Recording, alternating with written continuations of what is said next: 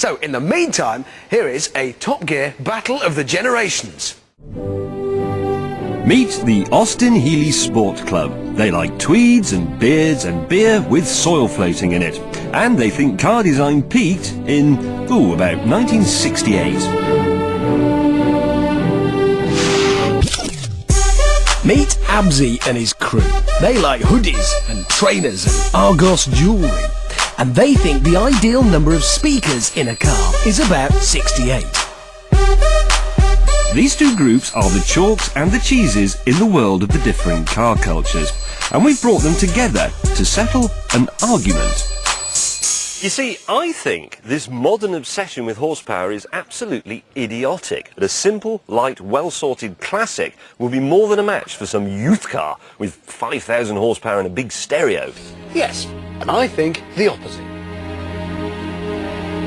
So the only way to settle this is with a duel, and that duel will take place here, at the famous Prescott Hill Climb course in Gloucestershire. It's one of the most prestigious tracks in Britain, the motor racing equivalent of Vera Lee. Over the years, its corners have been tackled by the likes of Sterling Moss, Peter Collins and Graham Hill. So what in the name of all that's holy would the ghosts of Collins and Hill make of this lot?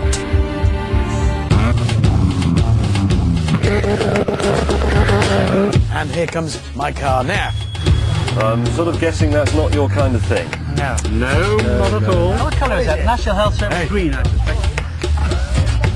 If we had a heavy snow, it would be clear in that, wouldn't it? Well, you can mock Beard Brigade, but this Peugeot 306 is one of the finest modified cars in the country, with over £26,000 worth of mods, including 3 TVs, a PlayStation, and over 54 inches of subs. And now, representing a time when subs were something we used to fight the Germans, behold the majesty of the Austin Healey. Mrs. Stall. This is a 1961 Frog Eye Sprite. That's what you got to be. Marvellous. Does it go any lower than that, or is that it? No, it's the suspension doesn't move, it's fixed.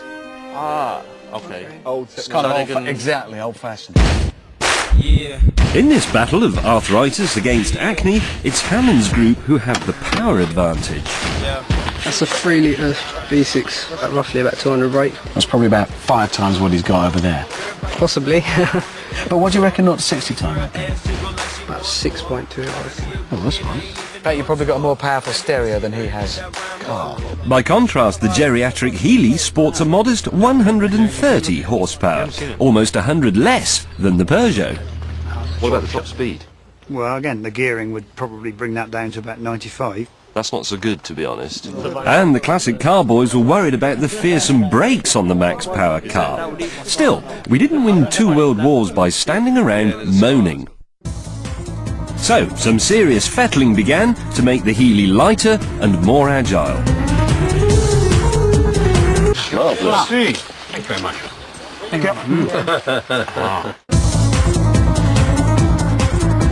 Meanwhile, over at the youth centre, things weren't so hectic.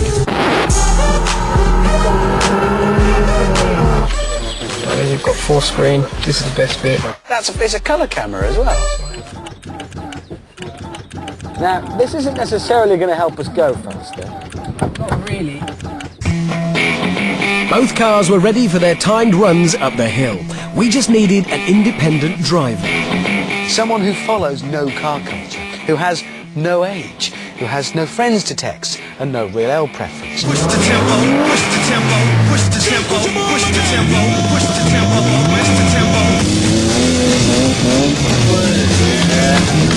Not a completely convincing start, do you mind me saying that? Sounds good, though. Sounds great. Sure enough, it was quick on the straights, but this mobile Halfords paid the price on the corners.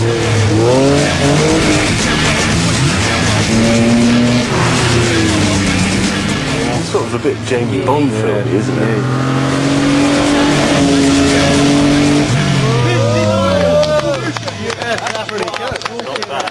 That was enough to worry the Healey chaps. So, you're going to wind yours up and give it a shot then? Yeah, that's a good time, but it's not unbeatable. So, the gauntlet thrown down for the Antique Roadshow. That weight makes it really did leap away. Yes, this isn't the coolest the Stigger's ever looked, but in the Healey, he was in good shape through the corner.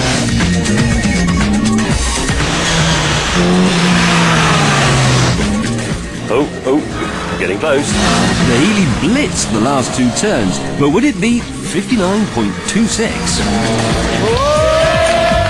Yes, the Beards had won it by a whisker. Age, experience, tweed and a little bit of facial hair is what it takes to win at hill climbing. Right, I know which one I'd rather go home in, the one with the roof and the windscreen.